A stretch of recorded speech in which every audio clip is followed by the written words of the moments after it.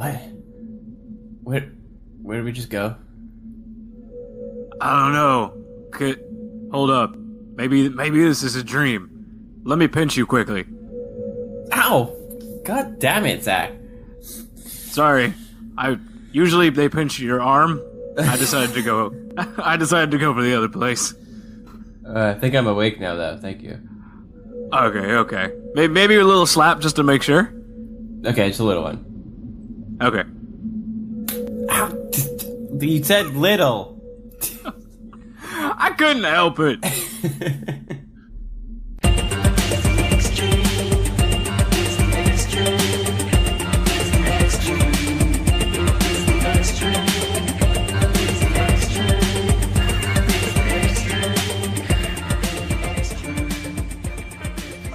Welcome back to another episode of Extreme. My name is Zach. My name is Joey. And this is a podcast where we dig deep on your favorite video games. Yeah! And we made it out of World 1 in Super Mario. Finally. Finally. After 2 episodes.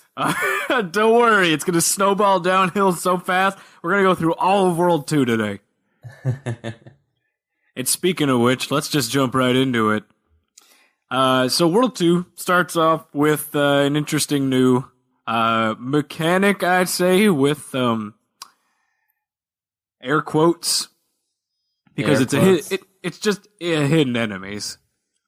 Yeah, okay. They're not really a mechanic per se, but they try to spook you. In honor of Halloween, they try to jump out and spook 'em to you. Yeah. I mean, we're a little, like a week late, but it's okay. That's fine. The snakes didn't get the memo. They don't have it in their day calendar. They were hiding. They were hiding away, and they're just popping out late.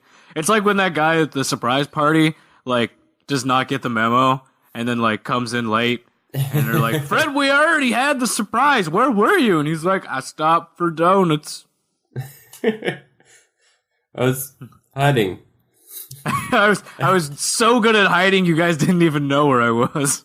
And I didn't know where you were. We're great at this. Good job, guys. Good job. Pat yourselves on the back.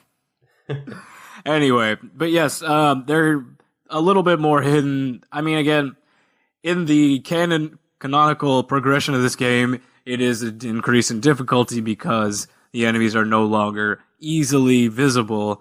Granted, if you are looking with your eyeballs, they're not very hidden. Right. You just have to use your eyeballs. Yes. Recommended. Which is a little bit more difficult. It's true. You could use your butt balls or something to look at something, but I prefer you don't because then you'd probably be arrested. Yeah, probably. So don't do that. Don't look don't look with your butt balls. Don't do that. Please don't.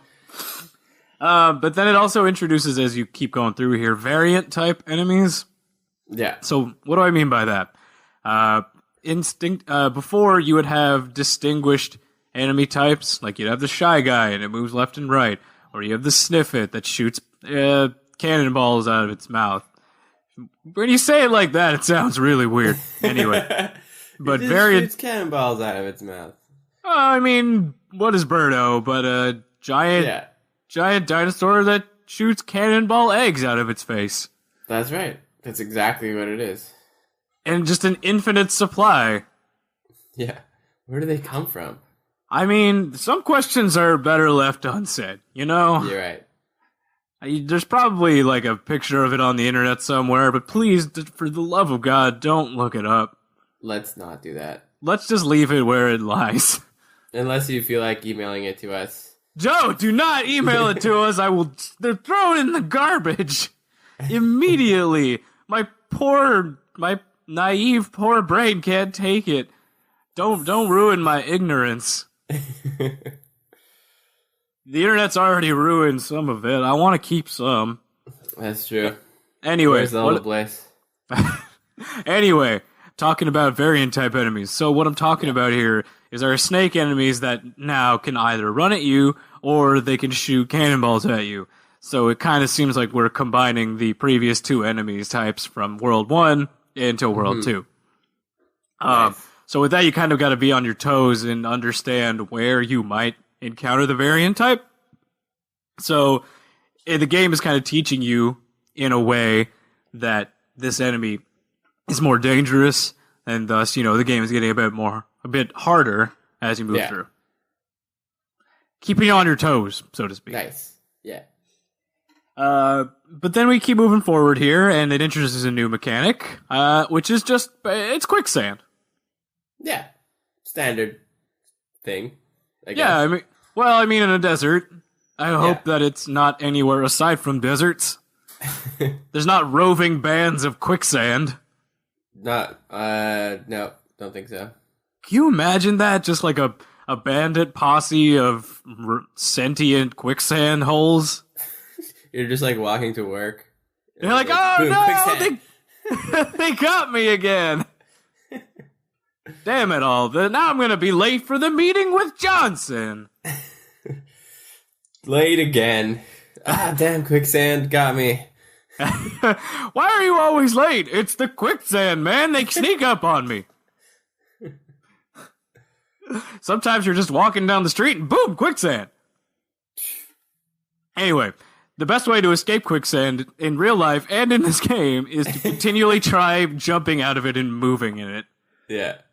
Because that is definitely the way that you escape quicksand from any movie or show that I've encountered. Is moving a lot. Yeah, keep jumping. But it is kind of weird, specifically in the game. You can throw enemies into quicksand to get rid of them. But it kind of is weirdly morbid. Because the enemies start flailing very fast when you throw them into the quicksand, and they very slowly sink down. Yeah. It's like, help me. It's like weirdly morbid, torturous way to kill something. Even for a Mario game. Right. Usually you just jump on their heads and they're gone. Yeah, it's usually like a quick, painless, quick death at least. But this is like a slow, methodical killing. Yeah. It's not a mercy kill. It's like a Toad has that look in his eye. Die. Princess Peach has been through some shit, alright? She's got PTSD, and she's just taking it out on the wrong people. She needs to talk it out. Yes. Go to your local therapist, Peach. Anyway. She's got, superiority complex or something. She's got some kind of complex. Paul, break up the talk about philosophy and Debbie Downerness with some fun sound effects.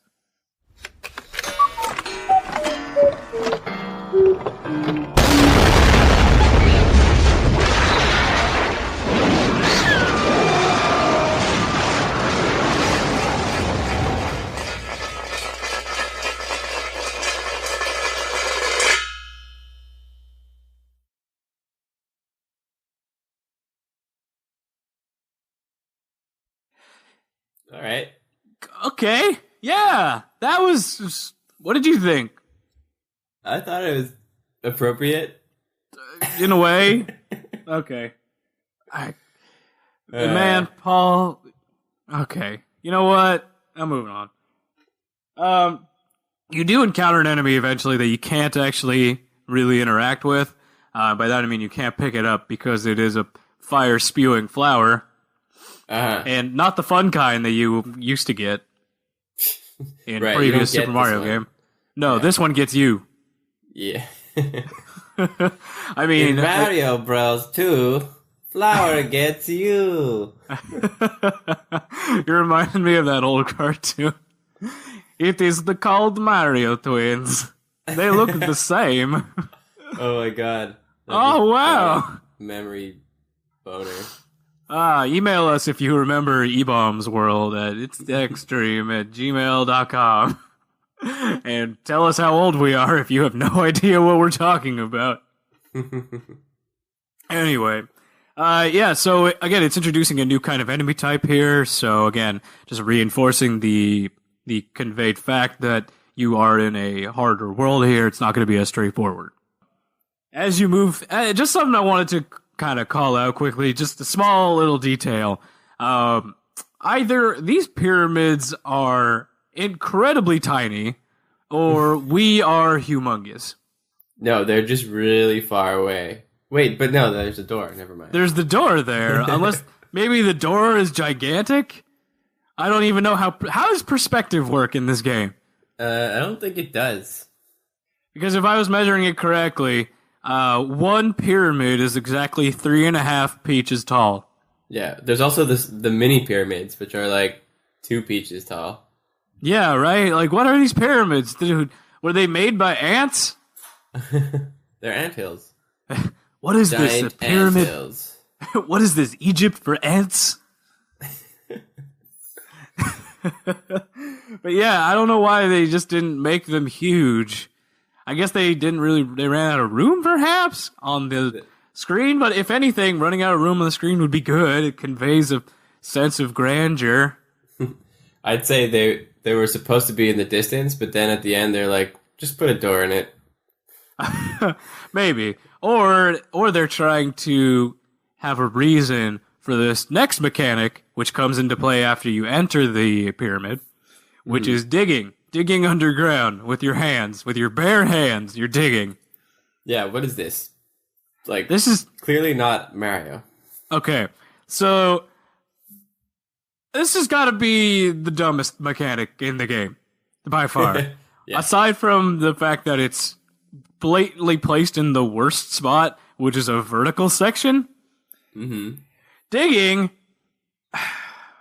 it's not implemented well in a way that's fun and challenging. It's just frustrating.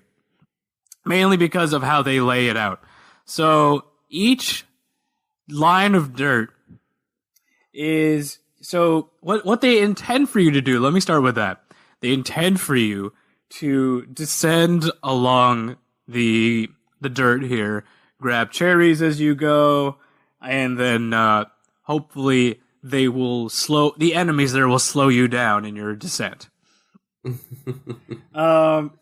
Which is fine in theory, but the combination of digging plus the enemies plus the absolute uselessness of getting cherries while you're digging is a combination that just makes this entire area stupid.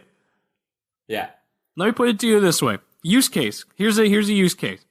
So you are now in the pyramid. You see 4 Shy Guys. All they do is walk back and forth. They don't go off screen because they're bound in by the playfield. Mm-hmm. Fair enough. You don't have that much room to maneuver, and depending on the character that you've picked, you are either you're digging fast or very fucking slow.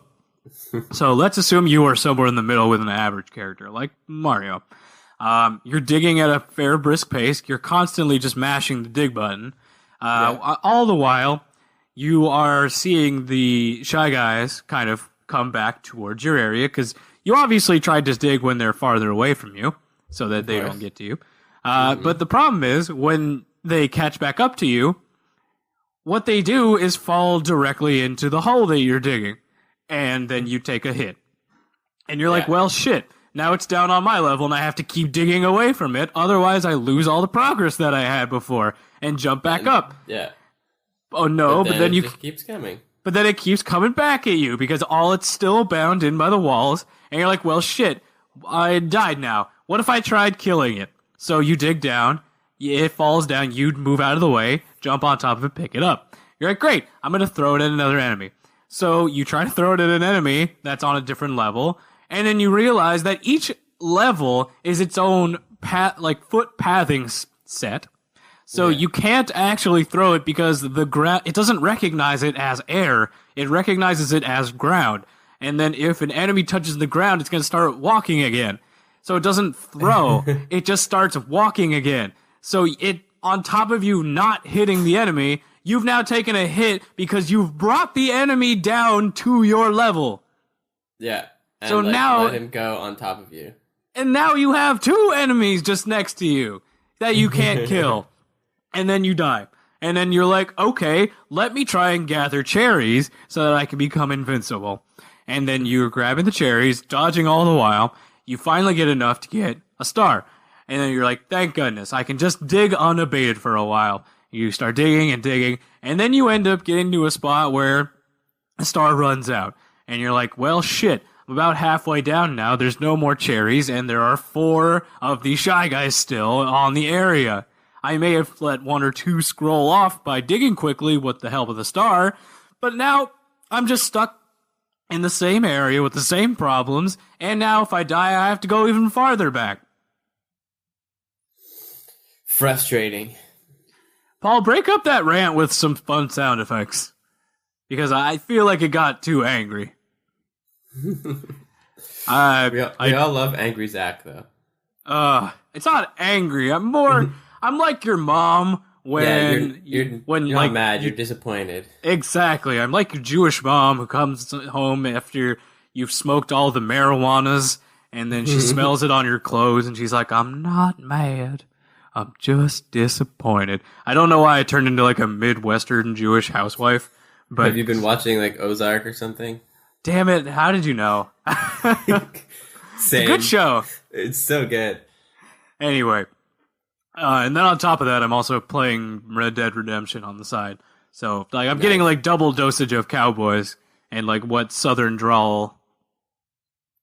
Anyway, so like that, it's just I see where they were going with the difficulty there, but it needed to be implemented a bit better.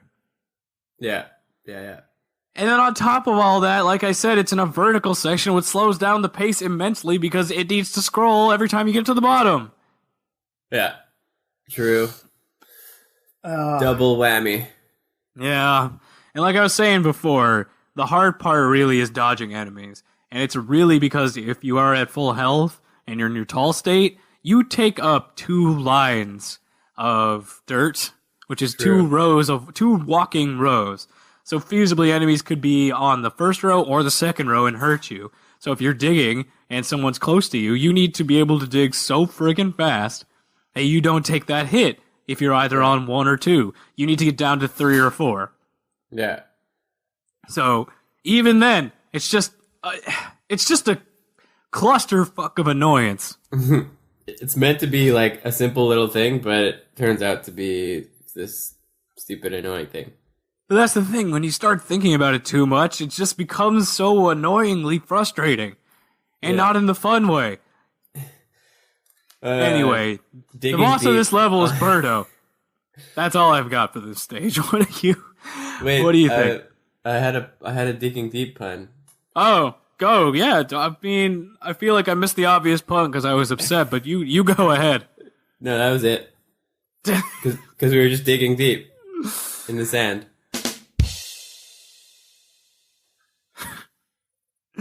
Paul, I'm glad you put in the appropriate sound effect there. Okay, and yes, the boss here is just a regular Birdo, so I don't really have to say anything to say there. Right. So let's take a quick break before we go on to World 2-2. Yeah.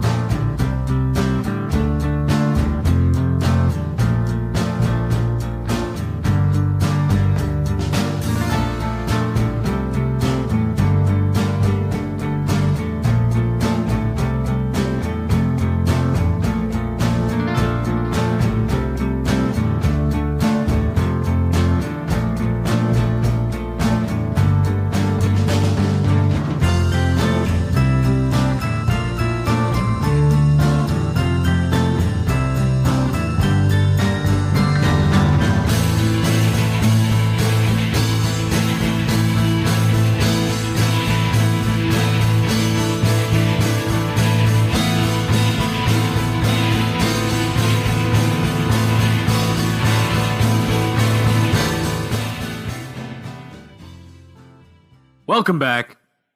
Hey. World 2-2. I'm almost about to say level again. It's World 2-2.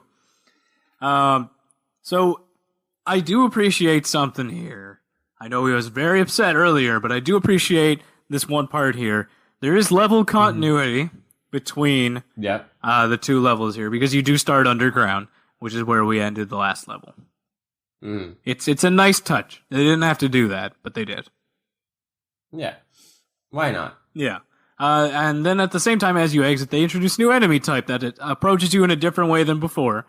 Usually you are accustomed to enemies just being on the ground, moving left and right, but now we're in the sky, baby. Oh, yeah. Flying pixies with forks. What? Okay. Yeah, fork. It's a forkin' good time. Ha, ha, ha. Oh, fork off. I'm gonna see if I can find the instruction manual again and give you all the actual name of this enemy. So, Joey, why don't you entertain the people in the meanwhile?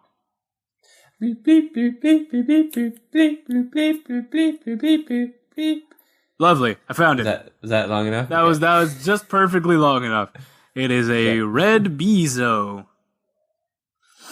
Beezo. Red Bezo. For God's sakes. For God's sakes, it's a Beezoo. Okay. Anyway. So yes, this the new enemy type here. It falls down vertically to the level that you are currently at. I guess the way that they programmed it, it'll stop descending once it reaches your horizontal plane, and then once it does, it charges at you. Yeah. But there's an interesting sub-mechanic that is semi-introduced. I think it is introduced in a way. It's more of an optional mechanic. There's a secret that you can access by realizing that you can jump on most any enemies. So you can jump on these Bezos and ride them over to a secret area. Ooh. And then actually, if you end up getting to the secret area, it actually provides you with the opportunity to get mushroom. So it's a nice little health boost. Nice. But yeah, I think it's a good way to introduce potential mechanic there. Again, it's an optional mechanic, so it's not I wouldn't say it's a necessary mechanic. It's more like an exploratory mechanic, if you will. Yeah, okay. Yeah. Either way, Joey, every pot that I seem to go down, because I mean, remember, we talked about pots before, right? Yeah. Every pot seems to just have a Sniffit or a Shy Guy and a red shell. Yeah. But what? Hey, what's the point? I'm being baited real hard. Like, every time I go down into every one thinking something's going to be there, and then nothing's there. It's going to be something. Yeah. Is it there ever going to be anything? It's nothing. It's always a lie. It's just, the pot is a lie. The pot is a lie. It just kind You of, heard it, folks. it's just there to get your hopes up and make you think like something's there. It even, at the bottom, has those destructible brick walls that you see near bombs. So you think, Right. when you pick up the grass blade, it's going to be a bomb. Nope, it's a red shell. What? And you know what's What's going to the point? happen. I know exactly what's going to happen. I'm going to lose interest in going into pots, and then the one pot I don't go into, there's going to be a secret in there. That's it. It's going to have a thing. So that's So the... now you're just going to have to go into every single pot.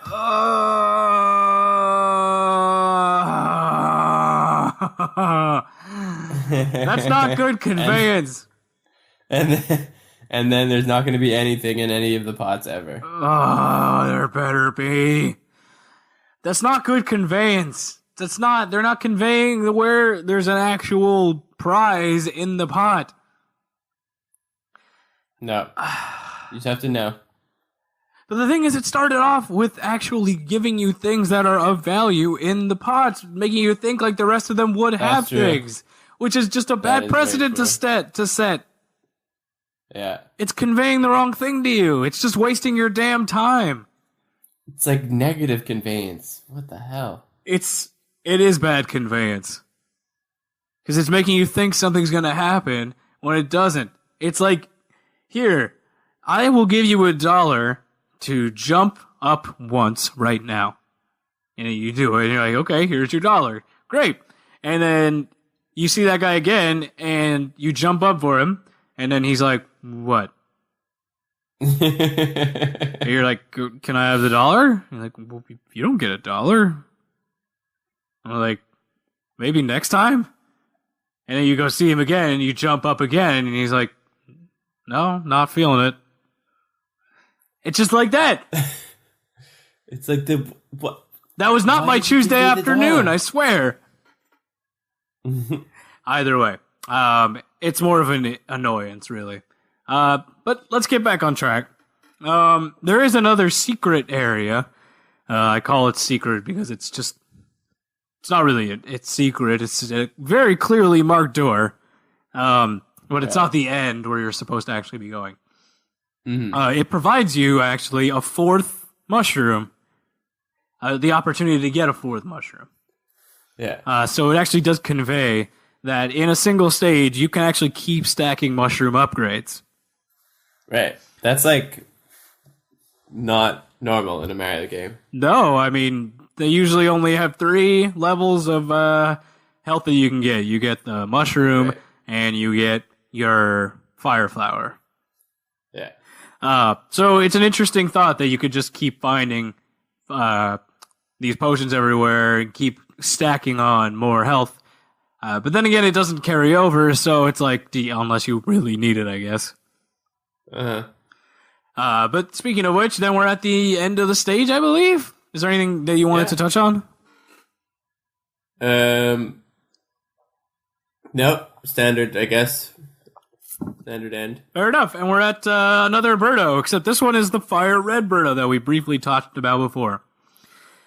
Same thing, second verse, same as the first. The only thing different is that sometimes it'll shoot fire.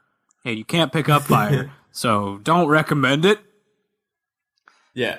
But again, that's pretty intuitive, though. Yeah, it's pretty clear you can't pick that up.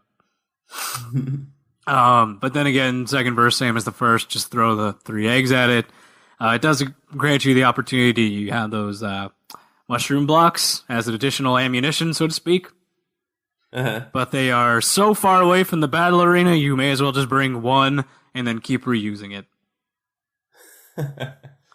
Either way, I think we're on to the last level in the world, World 2-3. But before that, let's break it up with a little musical break.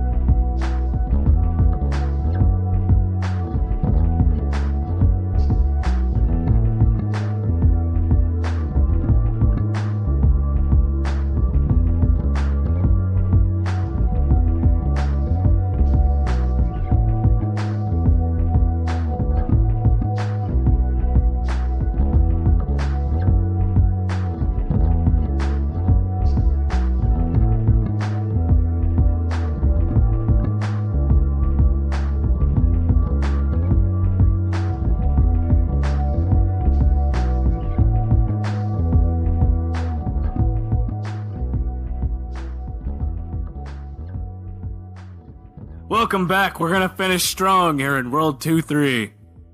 Yeah. And by strong, I mean more angry, because there are more digging sections.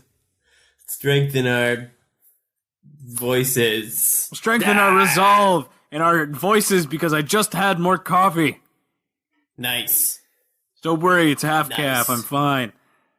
But what's not fine is how precise you need to be when you're actually digging. I didn't realize this before, but when they have a ton more enemies on screen, things get a little more frantic when you're digging.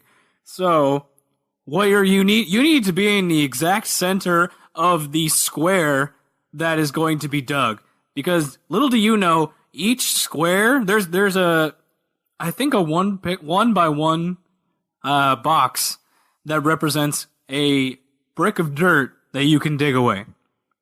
But to actually dig the dirt away, you need to be in the middle of that one by one square. Otherwise, right. It's not going to dig.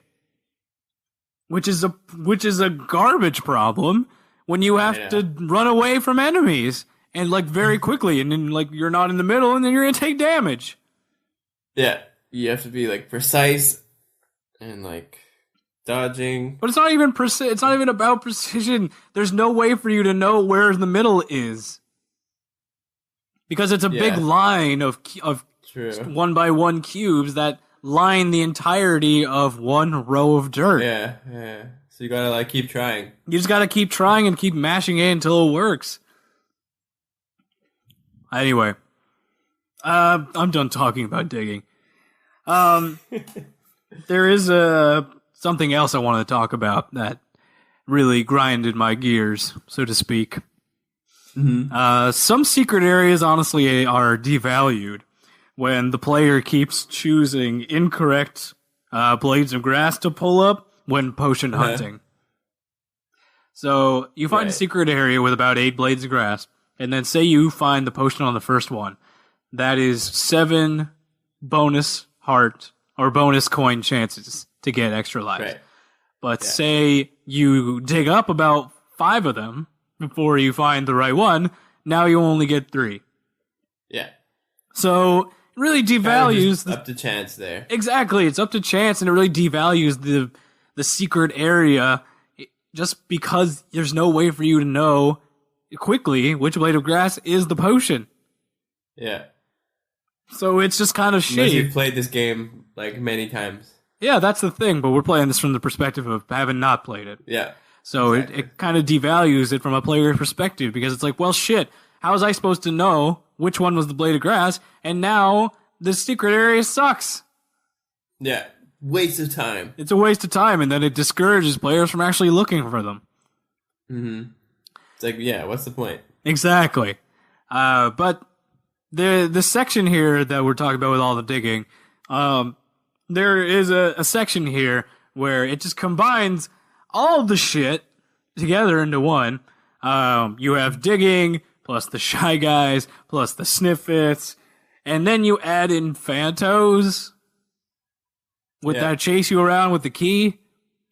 Thankfully, you don't have to dig with a key, because that would be a monstrous pile of shit to go through. I hope that doesn't happen in the future. Oh, good lord, if it happens, I'm going to throw the console out the window.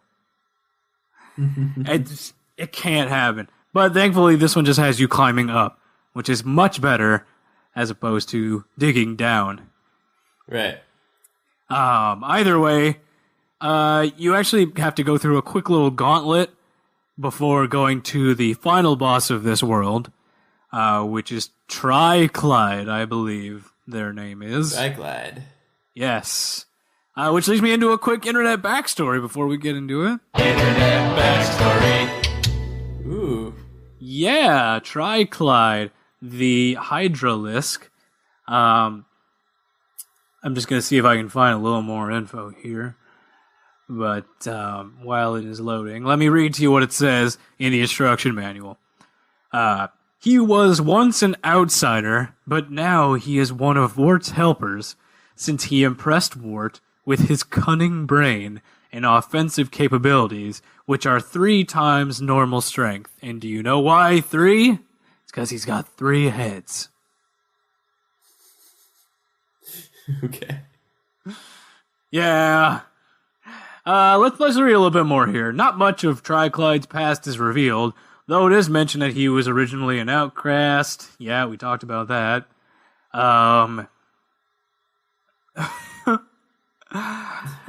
Sorry, I didn't even realize this. There is a game called Super Mario Bros. And Friends When I Grow Up.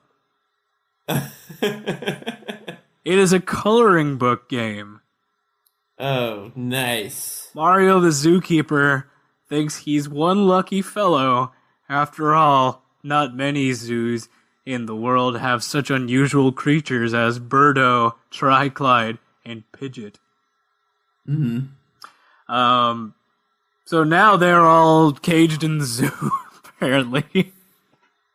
Wow. Mario, let these animals Such run lore. free. In a Japanese manga called Super Mario-kun, Triclyde appears in Volume 8. His heads are given distinct personalities, and one even wears a pair of glasses. The two smaller heads can be seen bickering while annoying the middle head. The bickering eventually helps them get defeated within the pyramid. Triclyde burns Mario and Yoshi, but Luigi has a frog suit, so okay, thanks for the play-by-play. Either way, I believe that's all I got for this internet backstory. All right, good stuff. Good stuff. Yes, but what I didn't talk about is the actual fight itself. Right. And before my voice gives out, let's give that a try. Let's do it. So it'll shoot about 4 to 5 fireballs in a row, depending on your direction, the direction that you're in. And the only way to fight back is to grab one of the mushroom blocks and say it with me. Hit them 3 times. Thank you for the echo, Paul. I appreciate that. So yeah, you hit them 3 times with the mushroom block, take them down, and then you're on to the next world. That's it.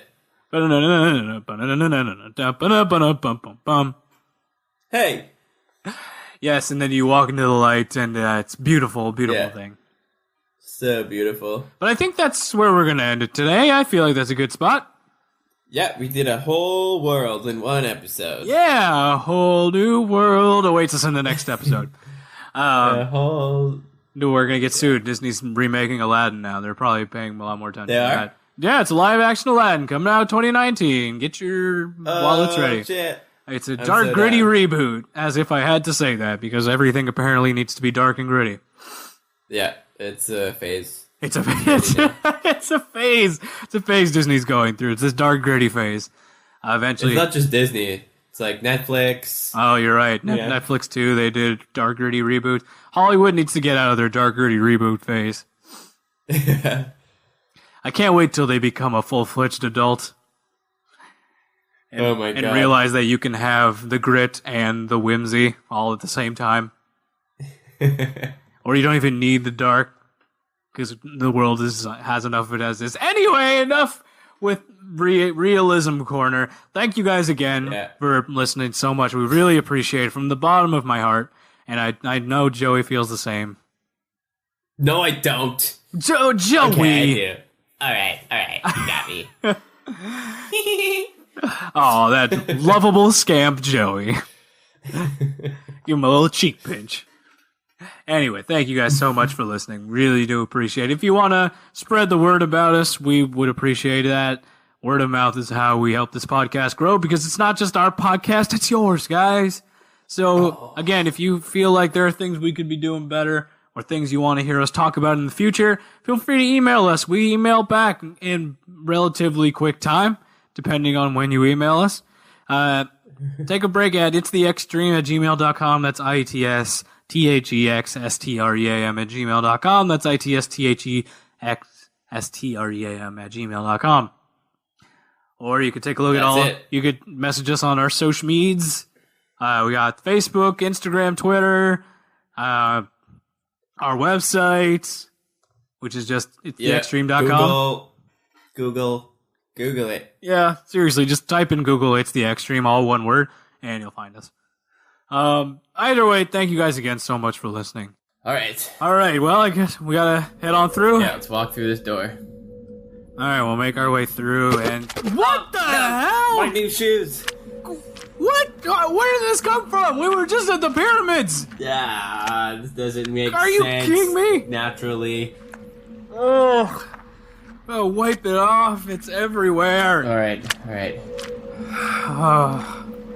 Do you have your towel? Yeah. Let's do this. Okay. Don't rub there.